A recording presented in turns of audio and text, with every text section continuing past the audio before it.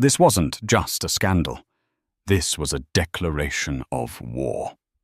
In the glittering heart of New York's elite, at the most exclusive gala of the year, two women stood at the center of a silent battlefield. One was the wife Aria Vance, a woman carved from ice and old money.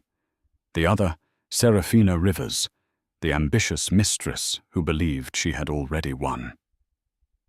The weapon of choice, a glass of $5,000 a bottle Bordeaux, spilled deliberately onto a priceless white gown. But the mistress made one fatal mistake. She mistook her opponent's silence for weakness. She didn't realize the trap was already sprung. The air at the Metropolitan Museum of Art's annual Unity Gala wasn't just air. It was a pressurized, perfumed atmosphere of power. Tonight it felt like a tomb to Aria Vance. She stood beside her husband, Marcus Vance, the man of the hour. He was being honored as Titan of the Year by the industry. His hand was at the small of her back, a proprietary gesture that felt less like affection and more like an anchor. He smiled, a dazzling white flash of expensive dentistry for the cameras. Aria smiled back, a practiced, precise curving of her lips that didn't dare touch her eyes.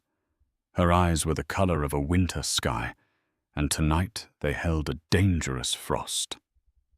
"Aria, darling, you look breathtaking," whispered Anastasia DeWitt, a rival from her Vassar days, whose husband was on the board of Marcus's company, Vance Innovations.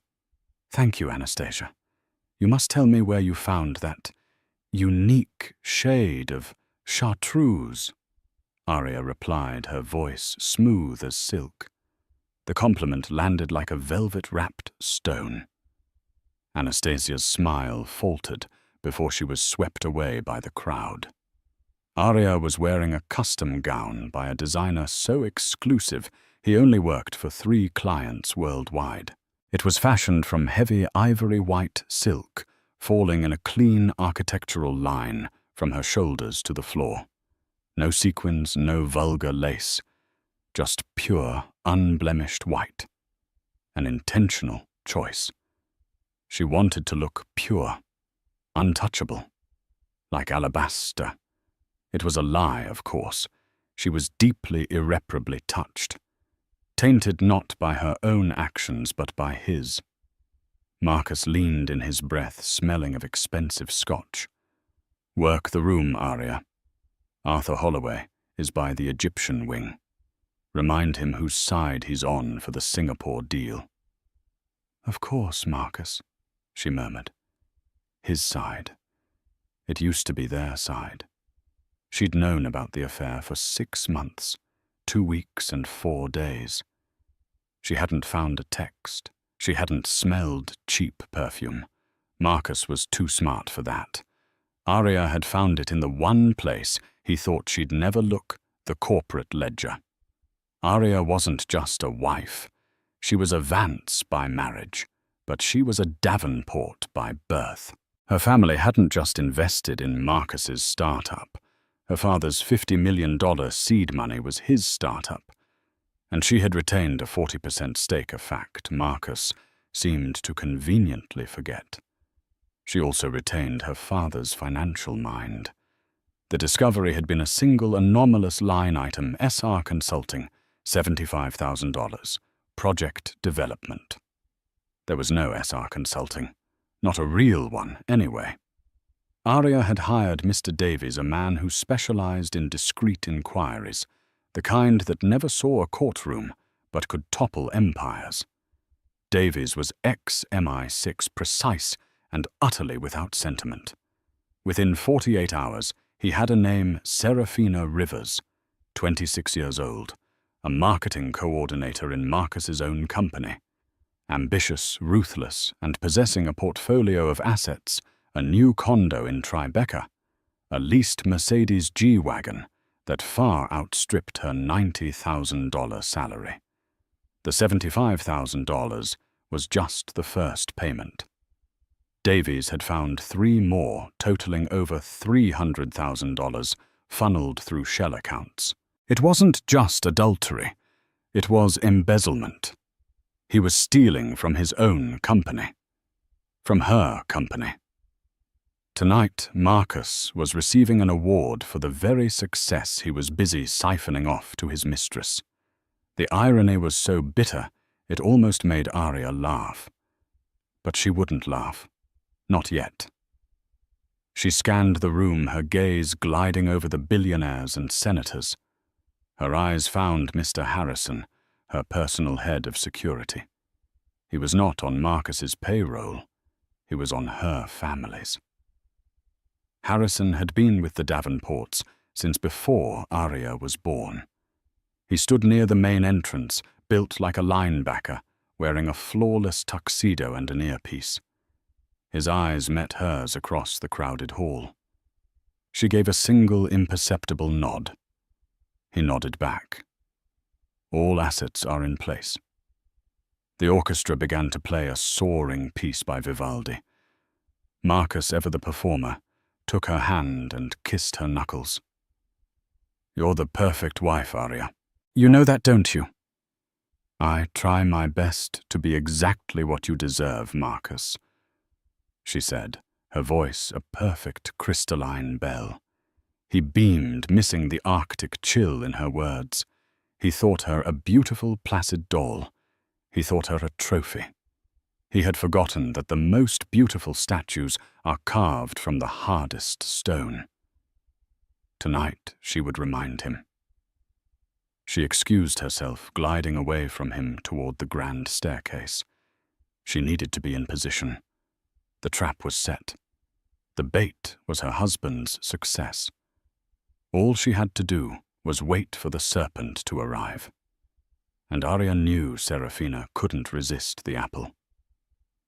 The grand doors of the great hall swung open, and Serafina Rivers made her entrance. If Arya was alabaster, Serafina was a wildfire.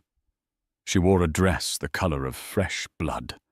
It was a scandal of crimson silk and daring cutouts clinging to every curve of her body.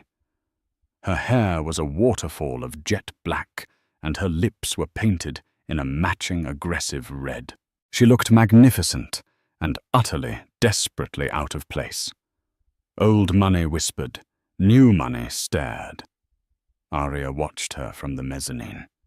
Serafina hadn't just come to the gala. She had come as Marcus's guest.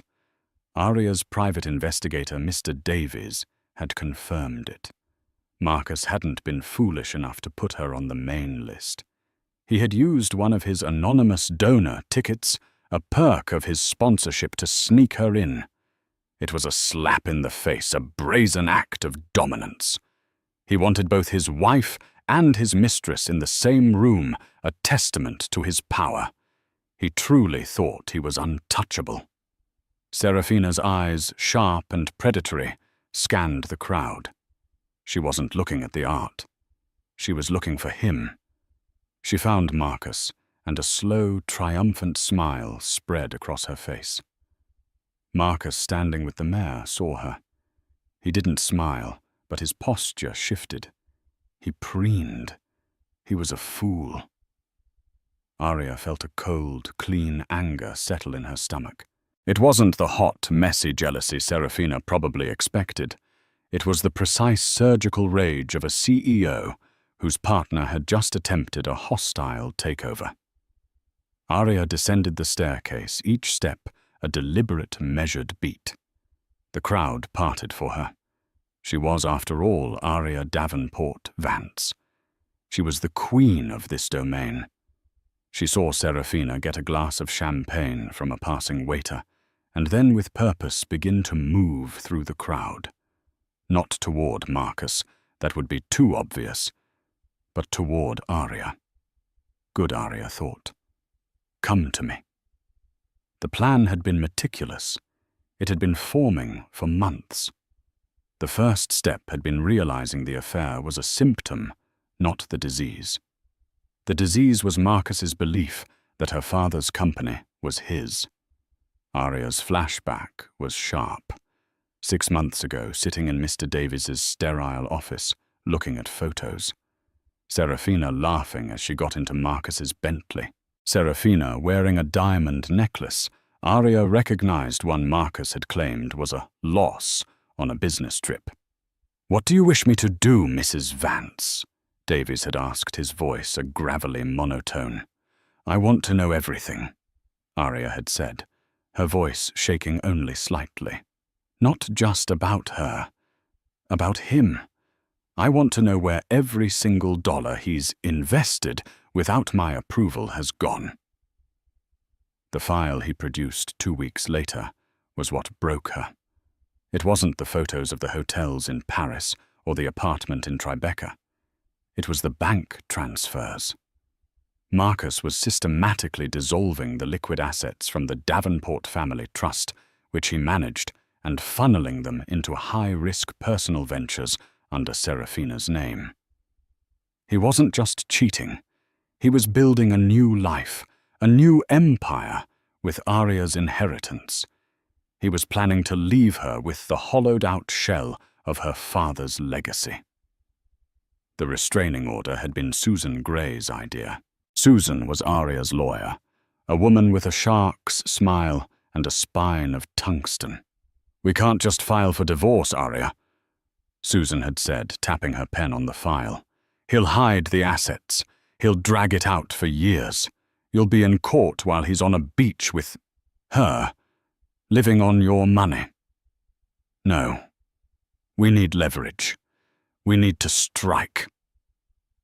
The restraining order wasn't against Marcus. It was against Serafina Rivers. "On what grounds?" Arya had asked. "Corporate espionage," Susan said. "She's an employee. He's the CEO. He is feeding her proprietary data and company funds. We'll frame it as her extorting him. We'll add a harassment clause. We have your testimony that you've seen her near your home. Mr. Davies's photos will confirm it." "She's never been near my home," Arya said. "She will be," Susan replied. And she had been. Arya had arranged it. She'd accidentally leaked her private yoga instructor's schedule. Serafina, in her arrogance, had shown up at the same studio trying to invade Arya's space. Davies's photographer was waiting. The temporary restraining order was granted by a judge at 4:00 p.m. that afternoon, just 3 hours before the gala. It explicitly forbade Serafina Rivers from coming within 100 yards of Arya Vance or her place of business, which tonight was this gala. Serafina, currently sipping champagne 50 yards away, and closing, had no idea she had just walked into a federal-level legal trap. Arya positioned herself near the Rodin sculptures, a strategic point in the room. It was well lit, highly visible, and near the main thoroughfare. Mr. Harrison was 15 feet away, ostensibly guarding the art, but his focus was entirely on her. Serafina was getting closer. She stopped to talk to a producer, her laugh too loud, her crimson dress a gash in the tasteful sea of navy and black. She was a heat-seeking missile, and Arya was her target. Arya took a flute of mineral water from a tray. She held it loosely. She waited. Her heart was not pounding. It was slow, steady, and cold, like a drum beating time for an execution. The predator was now just feet away, her eyes locked on the alabaster wife. Serafina's smile was a bright, cruel blade. She was ready to make her move.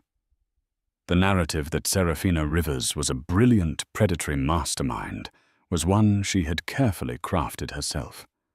The truth Arya knew was far more pathetic. Serafina was a weapon, but Marcus was the one aiming her, and her own arrogance made her a sloppy one. The real key to the entire operation wasn't Mr. Davies or Susan Gray. It was a woman named Chloe Benson. 3 months ago, a nervous young woman had managed to get through Arya's private security line. She was a temp in the Vance Innovations accounting department. She was also Seraphina's former roommate. Mrs. Vance, Chloe had stammered, perched on the edge of a priceless Louis XVI chair in Aria's sitting room. I think you're in trouble. I think the whole company is. Aria had listened, her hands steepled. Chloe painted a portrait of Seraphina that was all sharp edges and desperate ambition. She wasn't always like this, Chloe said, twisting a tissue in her hands. But then she saw an opening. She stole my final project from my MBA, a proposal for streamlining international logistics. She presented it as her own to Mr. Vance. That's how she got his attention. Aria's eyes narrowed. She stole your work. She said it was just borrowing. But then she got the promotion. And then she started seeing him. And she changed.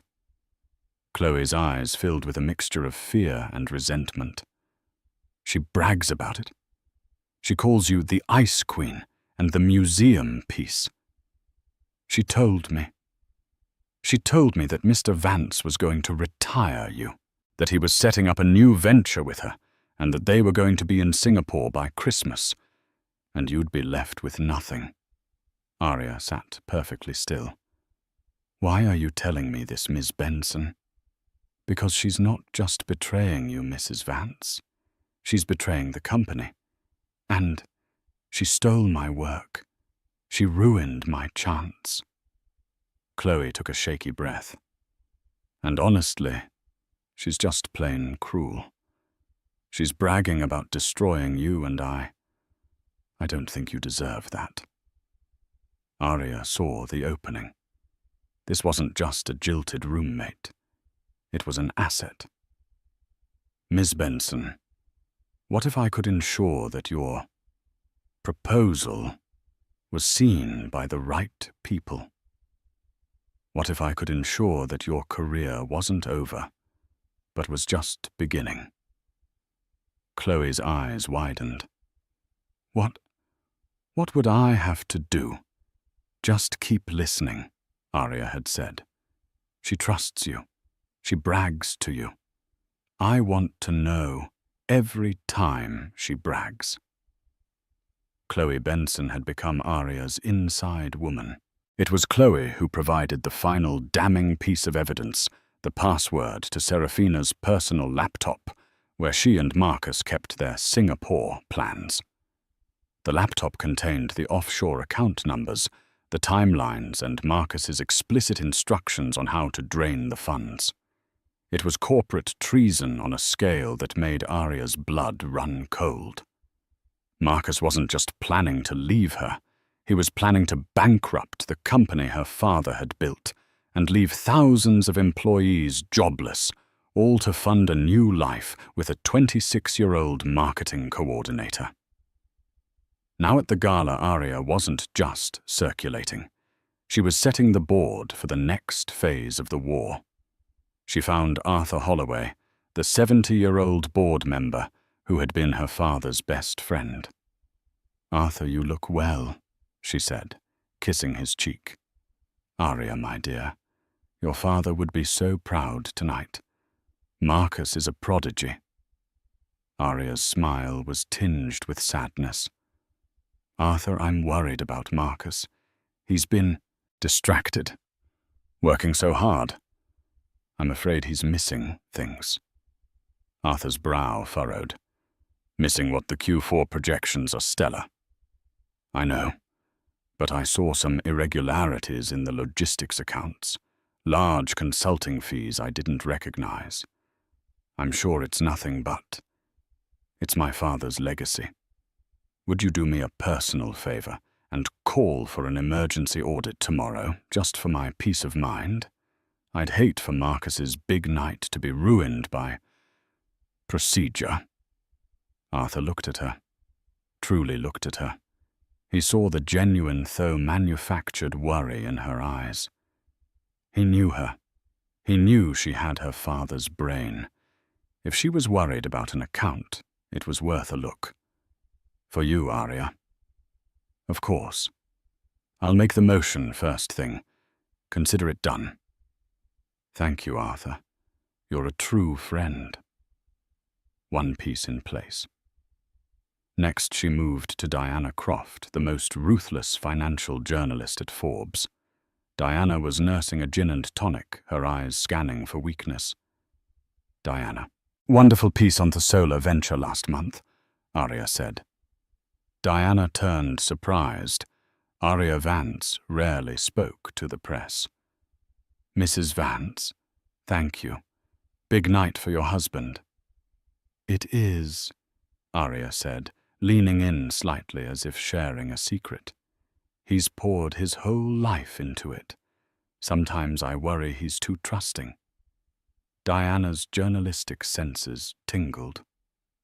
"How so?" "Oh, you know, he delegates so much, especially in his new international ventures. He has such faith in his team. I just hope that faith is well placed. One bad apple, you know."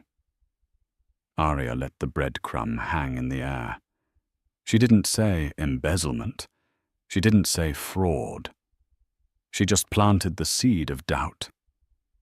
"It would be a terrible shame," Arya continued, "if someone were taking advantage of his genius. Keep an eye on the Vance Innovation stock tomorrow morning. I have a feeling things might get volatile." Diana's eyes widened. This was more than a socialite's prattling. This was a tip. "Volatile why?" "I've already said too much." Arya smiled, tapping Diana's arm. "Enjoy the party." Two pieces in place. Arya turned her work done. She saw Serafina, who had been watching her. She saw the jealousy radiating off the younger woman. Serafina saw Arya the queen holding court, talking to the very people Serafina longed to know. And now Serafina was done waiting. She squared her shoulders, picked up a fresh glass of wine from a tray. Not champagne this time, but a deep staining Bordeaux, and began her final approach. The air grew thick. Mr. Harrison subtly shifted his weight, his hand moving to his lapel. Arya stood still, waiting. The white dress, the red wine. The stage was set.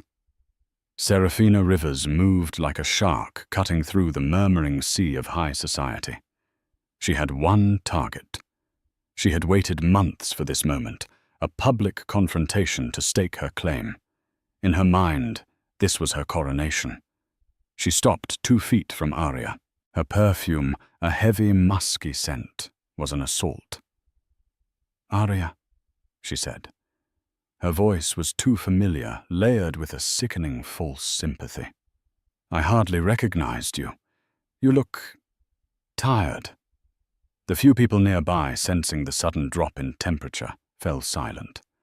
Arya turned slowly, her expression one of mild curiosity, as if addressing a slightly confused waitress. "I'm sorry, have we been introduced? I'm Arya Vance." The color rose in Serafina's neck. "Oh, that's good. That's really good. Playing the Ice Queen. We both know who I am, Arya." "I know you are Serafina Rivers, a junior employee in my husband's marketing department." Arya said, her voice clear and precise. "What I don't know is why you're speaking to me." A small crowd was forming. This was better than the auction. Serafina's smirk was pure acid.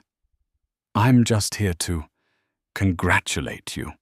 It must be so hard, standing by your man, knowing you're not the one who inspires him anymore." Arya didn't flinch. "Inspiration is a fickle thing, Ms. Rivers. Integrity, however, is not. You'll find it's in short supply these days." "Are you calling me a whore?" Serafina hissed, her facade cracking. "I would never be so crude," Arya replied, taking a small sip of her water. "I'm simply stating that you are an employee at a company event. You are speaking to the wife of the CEO. I suggest you remember your place." This was the final straw. "My place?" Serafina laughed a sharp, ugly sound. My place is by his side. My place is in his bed.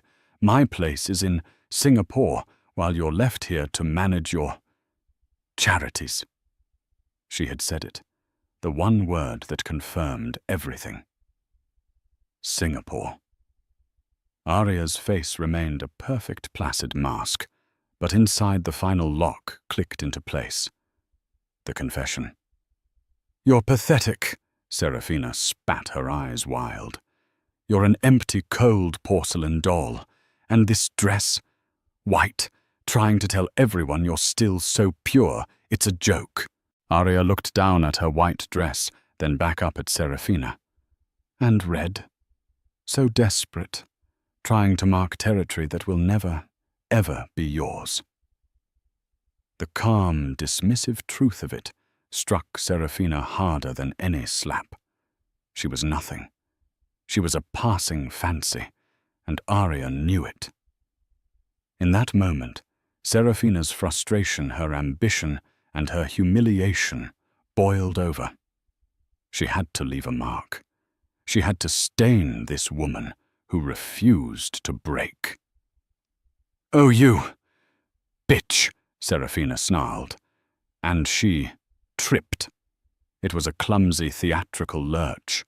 The glass of deep red Bordeaux left her hand arcing through the air in a perfect slow-motion wave. It struck Arya square in the chest. The gasp from the crowd was a physical force. The wine, dark as blood, exploded across the pristine ivory-white silk. It splashed up onto Arya's neck, dripping down the architectural folds of the skirt pooling at her feet. It was a desecration. Serafina straightened up her hand, flying to her mouth in a mockery of shock. "Oh my God! Arya, I am so clumsy. Look at your dress. It's ruined." The smirk in her eyes told the real story. She had won. She had marked her. She had proven in front of everyone that Arya could be soiled. The hall was dead silent. Marcus across the room had seen the commotion and was starting to push his way through, a look of thunder on his face. Diana Croft, the journalist, was already taking notes. Arthur Holloway looked horrified. Arya Vance stood drenched in red wine, the centerpiece of her own humiliation. She didn't gasp. She didn't cry. She didn't even look at the stain. She held Serafina's triumphant, vicious gaze. A tiny, almost imperceptible smile touched the corner of her lips. She lifted her chin, looked just past Serafina's shoulder, and spoke one simple, devastating word. "Now." For a fraction of a second, Serafina Rivers savored her victory. She had done the unthinkable. She had shattered the Ice Queen's facade in the most public way possible. Then two things happened at once. The first was the sound of a professional's voice, loud and clear, cutting through the stunned silence. "Ma'am, step away from Mrs. Vance." The second was the feeling of two hands, hard as steel, gripping her upper arms. Serafina yelped, spinning around. Mr. Harrison was on her left, and another man in an identical suit, one of Arya's private team, not the museum's, was on her right. They didn't just hold her. They seized her, their grips painfully tight. "What are you doing?" Serafina shrieked, her voice cracking. "Get your hands off me. It was an accident." "Ma'am, you need to come with us, immediately," Harrison said, his voice a flat, emotionless wall. "You can't do this," Serafina thrashed, her crimson dress twisting.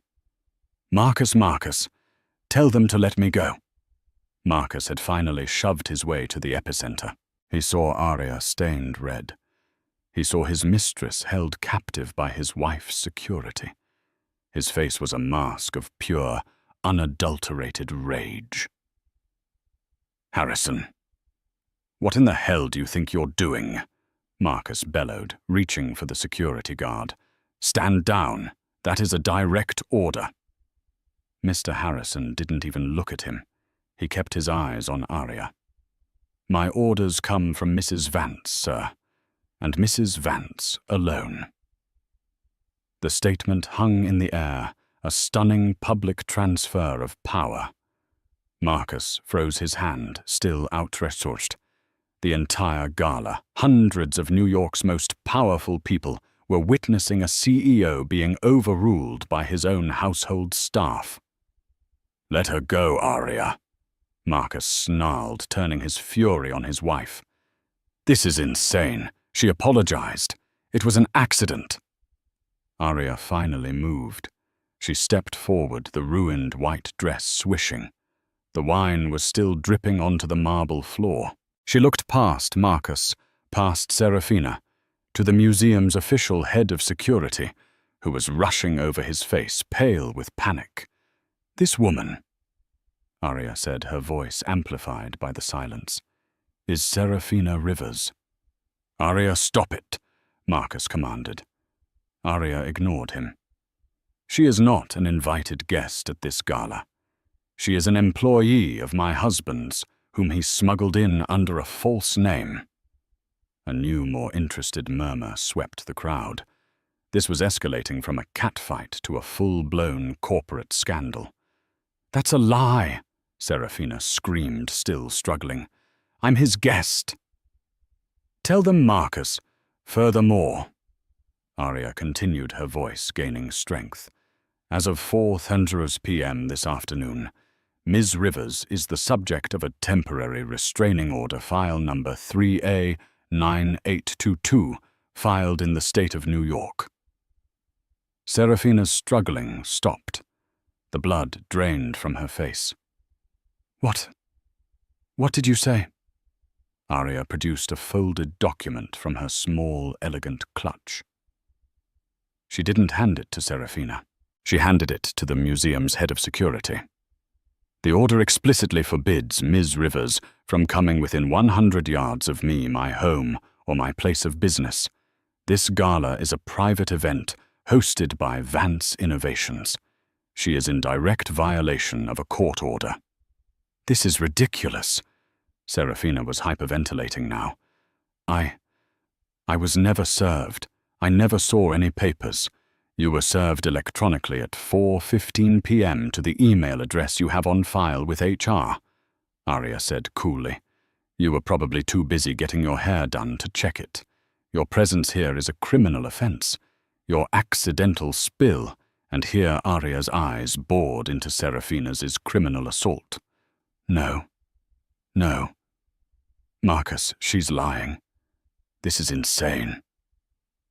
Serafina looked at Marcus, her eyes wide with terror.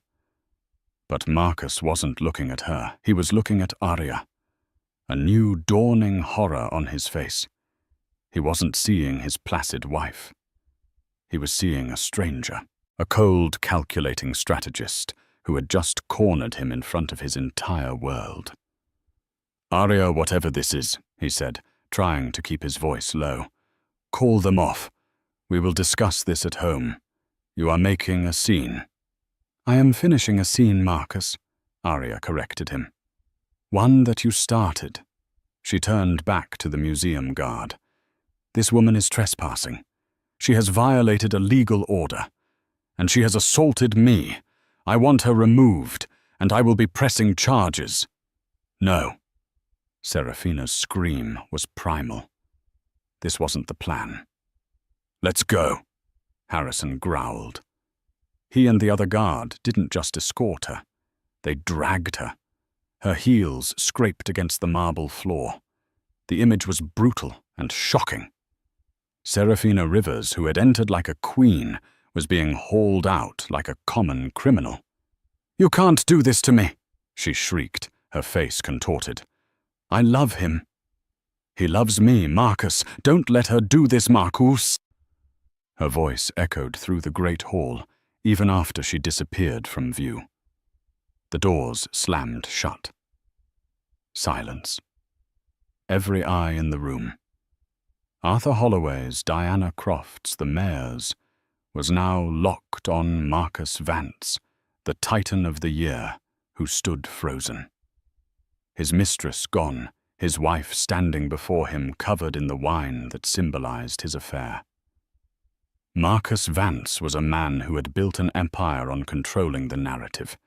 He was a master of the boardroom, the negotiation, the hostile takeover. He lived his life 10 steps ahead. In this moment, he was 1,000 steps behind. He stared at Arya, his mind racing, trying to find an exit, a spin away to regain control. The silence in the hall was deafening, broken only by the sound of Diana Croft's rapid-fire texting. "Arya," he said, his voice a low, dangerous growl. "You will regret this." "No, Marcus," Arya replied, her voice just as low, heard only by him. "You will." She saw Arthur Holloway, the board member, pushing through the crowd toward them. His face was no longer horrified. It was cold. "Marcus," Arthur said, his voice a deep baritone that commanded respect. "A word. In the anteroom. Now." It wasn't a request. It was a summons. The board was asserting its power. "Arthur, this is a private matter." Marcus tried, attempting to regain his footing. "My wife is overwrought." "She doesn't look overwrought, Marcus," Arthur said, his gaze flicking to the stain, and then back to Marcus's eyes. "She looks thorough. I'm also told," he added, pulling out his phone, "that a motion has just been filed for an emergency audit of our international logistics accounts, citing significant financial irregularities. That Marcus is a board matter." Marcus's blood ran cold. Irregularities. Logistics. He looked at Arya. Her expression was serene. It wasn't just about the affair. She knew about the money. She knew about SR Consulting. She knew about Singapore. This wasn't an emotional outburst. This was a coup. The presenter on stage, unaware, began to speak. "And now, the moment we've all been waiting for. The 2025 Titan of the Year award, Mr. Marcus Vance." A smattering of confused, hesitant applause started. Marcus was trapped. On one side was the board demanding answers about the money. On the other was the stage demanding his presence. And in the middle was his wife, the architect of his demise. Arya stepped closer, so close he could smell the wine on her dress. "Here's what happens next," she whispered, her voice a sliver of ice. "You have 2 choices. Option 1, you follow Arthur into that room. You'll be pulled from the stage, and Diana Croft will print that you were escorted out by the board for suspicion of embezzlement. Your mistress will be booked for assault, and she will tell the police everything to save herself, including your little Singapore plan. You will be in a holding cell by morning. Your company, your reputation, everything, gone. By dawn." She let that sink in. Marcus's breathing was shallow. "Or," she continued, "option 2, you pull yourself together. You walk up on that stage, you accept your award, and you pretend this was all just a terrible misunderstanding with a troubled young employee. You'll smile for the cameras. You'll give your speech." "And then," he hissed. "And then," Arya said, "you will go straight from that stage to your lawyer. Because at 9:00 a.m. tomorrow, you will be resigning as CEO of Vance Innovations, citing personal health reasons.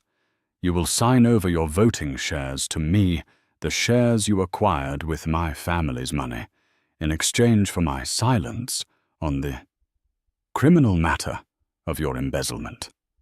You will walk away with nothing but the clothes on your back. And I," her voice dropped to a triumphant whisper, "will let you." It was checkmate. He could fight and lose everything, including his freedom. Or he could surrender and lose everything, but keep his name out of a federal prison. The applause on stage was growing louder. "Mr. Marcus Vance," the presenter called again, uncertainty in his voice. Marcus looked at Arya's face, at the cold, brilliant, beautiful monster she had become. He finally understood. He hadn't just married a socialite. He had married a Davenport. "You bitch," he whispered, with a new terrifying kind of respect. "Go on, Titan," she murmured. "Take your victory lap." She stepped back. With a superhuman effort, Marcus Vance smoothed his tuxedo. He forced the terror from his face, replacing it with a strained waxen smile. He turned his back on his wife. He turned his back on the board member. And he walked step by agonizing step toward the stage, into the spotlight, to accept an award that now meant less than nothing. The crowd watched him, whispering. Arya Vance did not stay to watch. She turned, her stained dress trailing behind her like a royal robe, and walked alone toward the main exit. She ignored the whispers, the stares, the pointing fingers. Mr. Harrison was waiting by the door, holding her coat. "Is she in custody?" Arya asked, slipping her arms into the cashmere. "NYPD has her, Mrs. Vance. She's being transported downtown. Assault, trespassing, and violation of a restraining order. She's not getting out tonight." "Good." Arya pulled her coat tight. "And the other matter, ma'am, handled." She pushed open the heavy doors and stepped out into the cold, clean October night. The sirens of the police car, already pulling away with Serafina in the back, were a faint, fading wail in the distance. Arya had never felt so clean in her life. As Arya's car sped away from the museum, she didn't go home. She didn't go to her lawyer's office. She had one last piece of business to attend to. The car pulled up to a quiet, discreet bar in the West Village. She walked in. The clientele was quiet, lost in their own worlds. In a back booth, a young woman was nursing a club soda, her knuckles white. Arya slid into the booth opposite her.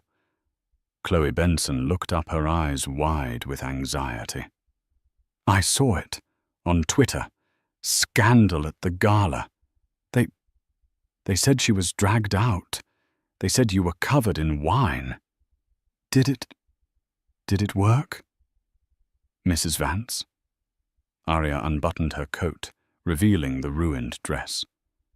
Chloe gasped. "It worked," Arya said. "It worked perfectly." Chloe let out a breath she seemed to have been holding for months. "Oh, thank God. I was so worried. When I gave you that password, I thought, what if he finds out? What if she finds out? She has other things to worry about," Arya said dryly. "As does he." Arya's mind went back to that crucial day 3 months ago. Chloe hadn't just provided the password. She had provided the key to Serafina's psychology. "She's not just greedy Mrs. Vance." Chloe had explained, her voice trembling. "She's vain.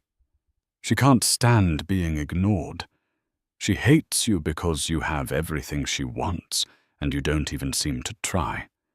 She thinks you're weak." "Let her," Arya had replied. "She wants to replace you, publicly. She said her dream was to go to the Unity Gala, the one Mr. Vance is being honored at, and force you out. To make you look small." A plan had clicked into place in Arya's mind. "A public confrontation." "Yes," Chloe whispered. "Then we shall give her one," Arya had said. "But it will be on my terms, not hers." Arya had used Chloe's intel to build the perfect trap. She knew Serafina would be smuggled in. She knew Serafina would seek her out. And she knew Serafina, when confronted by Arya's unbothered facade, would do something physical, something staining. The white dress had been bait. The restraining order was the snare. Mr. Harrison was the executioner. Now, in the dim light of the bar, Arya reached into her clutch and pulled out a slim navy blue envelope. She slid it across the table. Chloe looked at it confused. "Open it," Arya said. Chloe's hands trembled as she opened the flap. Inside was not a check. It was a letter on heavy cream-colored cardstock. It was a formal job offer. Vance Innovations. Head of International Logistics Strategy. Chloe whispered, her eyes filling with tears. "But this is a vice president position. This is my proposal." "Your proposal, which I read," Arya said. "It was brilliant. My father would have been impressed. The board was also impressed when I presented it to them last week as the new direction for the company." Chloe was stunned. You presented it?" "Anonymously, of course. I told them I had a consultant working on a new plan. They ratified it this morning. The position is yours. The salary is in the contract. You'll be reporting directly to the new CEO." "The new CEO?" Chloe asked. "Me," Arya said with a faint smile. Chloe stared, speechless. "You were wronged, Miss Benson," Arya said, her voice softening for the first time. "Serafina and Marcus. They build their lives by stealing from others. We don't. We build. You deserved that job. Now you have it." Arya stood up, buttoning her coat. "My car will take you home. I expect to see you at the 900 a.m. emergency board meeting tomorrow. We have a company to save." Chloe Benson, the temp from accounting, looked at the contract, then at the woman who had just orchestrated the most stunning corporate and social takeover in a decade. "Thank you, Mrs. Vance," Chloe said, her voice thick with emotion. "Thank you." "Don't thank me, Ms. Benson," Arya said, turning to leave. "Just be brilliant." The sun rose over Central Park, but Arya Vance had been awake for hours. She was not in the sprawling, opulent townhouse she had shared with Marcus. She was in her other residence, a sleek, minimalist penthouse high above the city, a place he had never known existed.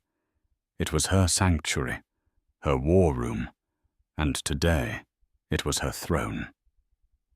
On the floor, in a heap of ivory silk and dark, dried-out stains, lay the gala dress.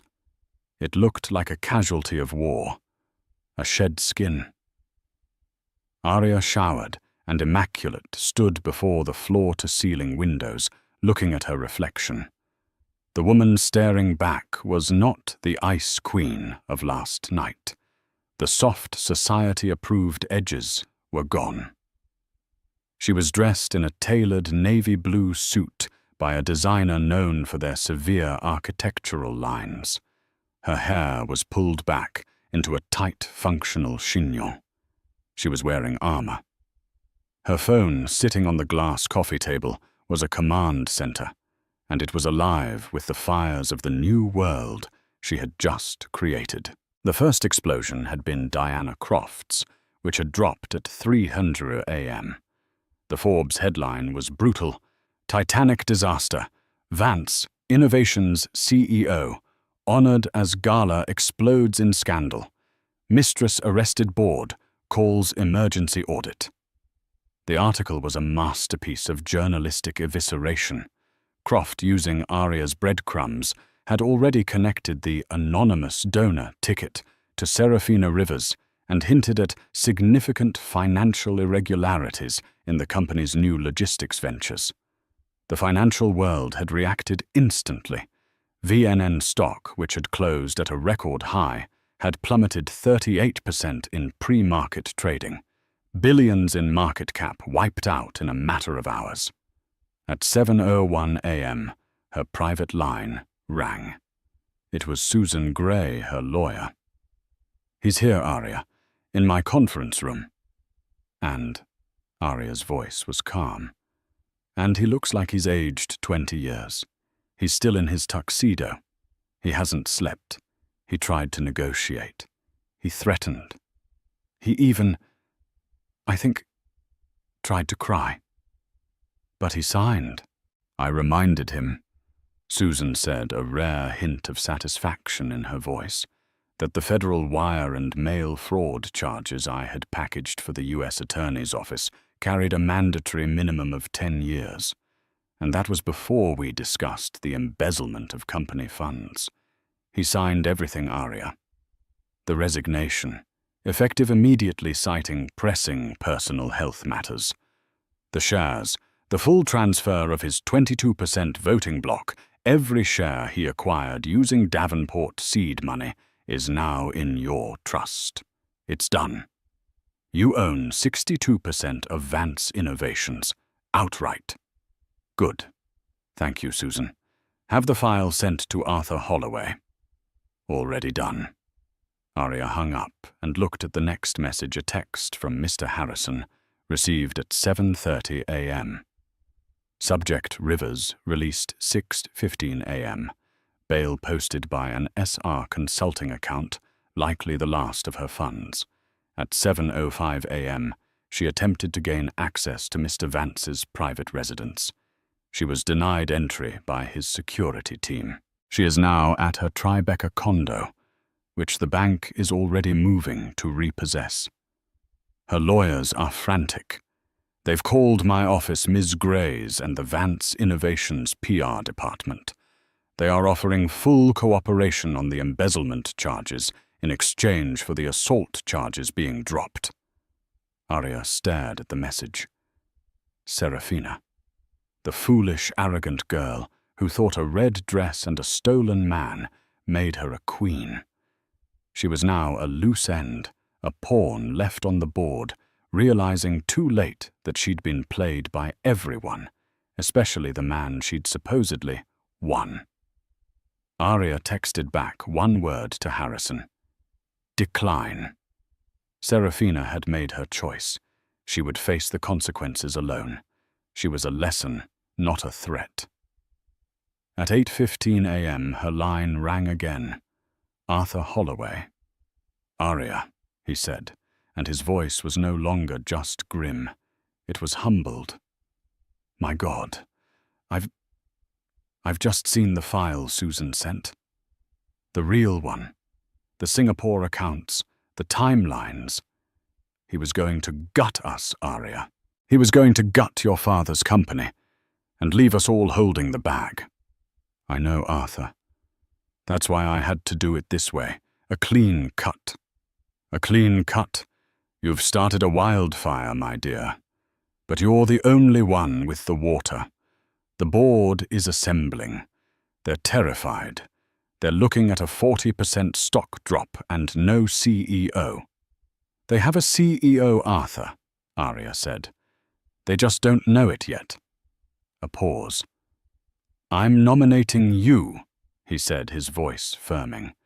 Interim for now, but we both know it will be permanent by next week, given your new controlling stake, and, frankly, the fact you just saved us from federal prison, I expect it to be unanimous.